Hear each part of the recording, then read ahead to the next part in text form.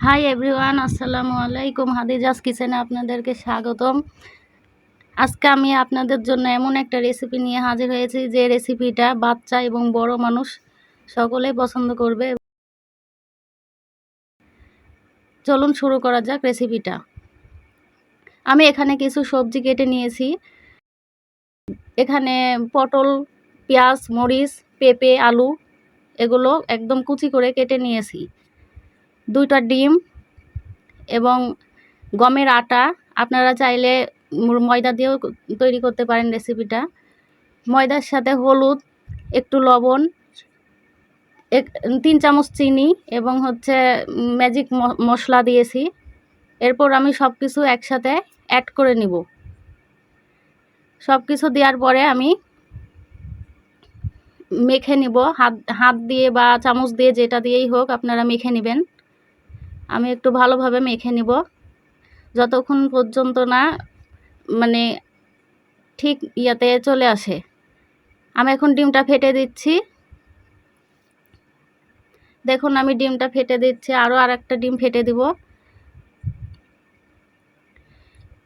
এবার সবগুলো আমি একসাথে পানি দিয়ে নাড়াচাড়া করে নিয়ে, দেখুন আমার ব্যাটারটা কী ধরনের ভাবে আমি তৈরি করে নিয়েছি।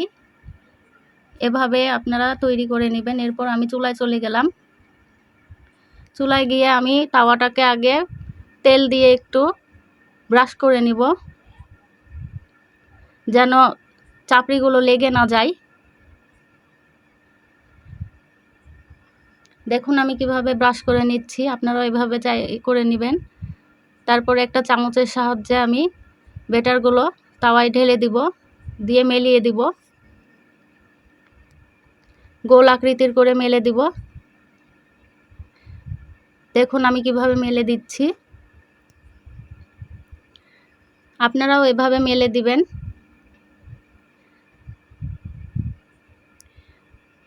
এরপর আমি সাইড দিয়ে একটু পরে সাইড দিয়ে তেল দিয়ে দিব, অল্প পরিমাণ তেল দিয়ে দিব।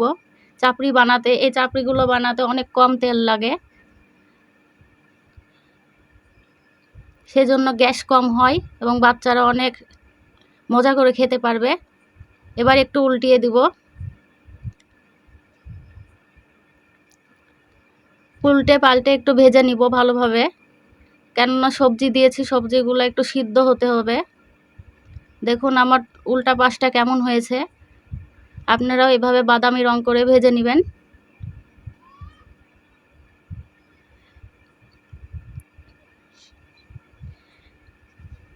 হয়ে গেছে আমার সকালের নাস্তা।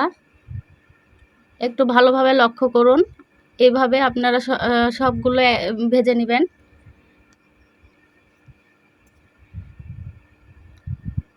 এটা খেতে অনেক বেশি মজা। একটু ছিঁড়ে দেখাচ্ছি আপনাদেরকে। ভেতরটা খুব সুন্দর নরম এবং সফট হয়েছে। এভাবে বাসায় আপনারা ট্রাই করে দেখবেন। ভিডিওটি ভালো লাগলে চ্যানেলটিকে সাবস্ক্রাইব করবেন। ধন্যবাদ।